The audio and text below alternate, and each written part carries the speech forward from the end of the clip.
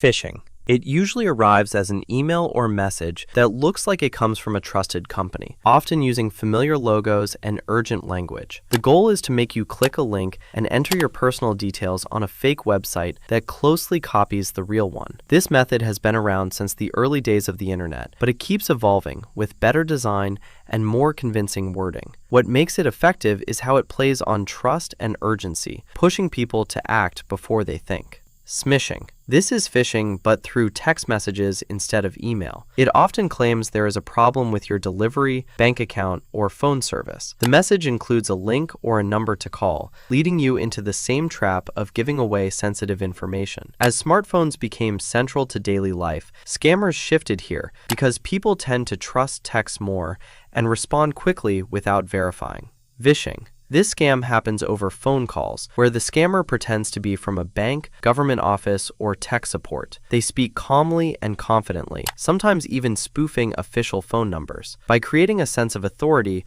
they convince people to share passwords, verification codes, or financial details. It works because hearing a real voice makes the situation feel immediate and legitimate. Tech support scam. In this case, a pop-up or call claims your device is infected or compromised. It urges you to contact support immediately. Once connected, the scammer asks for remote access to your computer and may install harmful software or demand payment for fake fixes. This method became widespread as more people relied on personal computers but lacked technical knowledge to question the warning.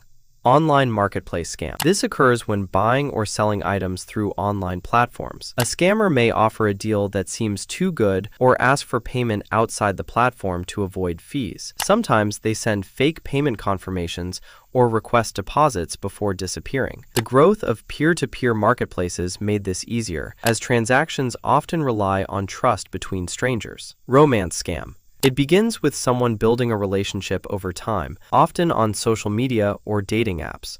The scammer creates a believable identity and slowly gains emotional trust. Eventually, they introduce a problem that requires money, such as a medical emergency or travel issue.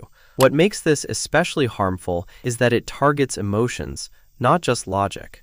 Investment scam. This involves promises of high returns with little or no risk, often tied to trending topics like cryptocurrency or new technologies. Scammers present fake data, testimonials, and urgency to get you to invest quickly. Historically, similar schemes have existed for decades, but digital platforms allow them to reach a much wider audience today. Impersonation scam. Here, the scammer pretends to be someone you know or a figure of authority, such as a boss or family member. They may claim to be in trouble or request urgent help, often asking for money or sensitive information. With access to social media details, scammers can make these impersonations more convincing than ever. Lottery and prize scam. This scam tells you that you have won a prize or lottery, even if you never entered one. To claim it, you are asked to pay a fee or provide personal details. The idea has been used for a long time because it taps into excitement and curiosity, making people overlook the obvious red flags.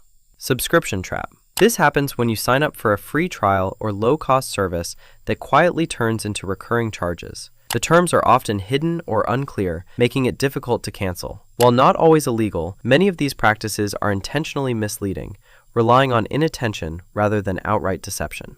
Charity scam.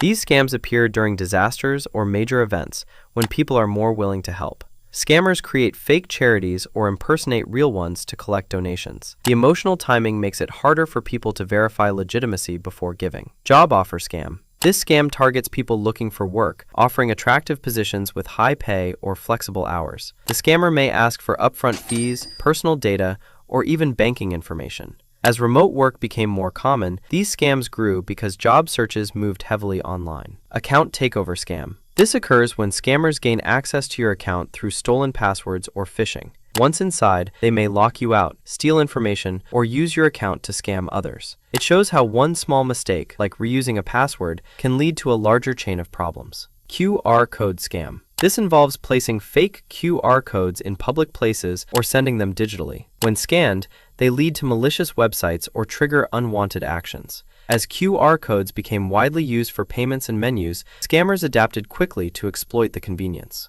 Fake app scam. Scammers create apps that look like legitimate services and upload them to app stores or distribute them directly. Once installed, these apps may steal data or display constant ads. The danger lies in how easily people trust apps that appear professional at first glance. Deepfake scam. This uses AI-generated audio or video to mimic a real person's voice or appearance, often someone you trust like a boss, family member, or public figure. The scammer may send a voice note or even conduct a video call that feels convincing at first glance. They typically create urgency, asking for money transfers or sensitive information right away. As artificial intelligence tools have become more accessible, this type of scam has grown quickly, making it harder to rely on familiar voices or faces as proof of identity.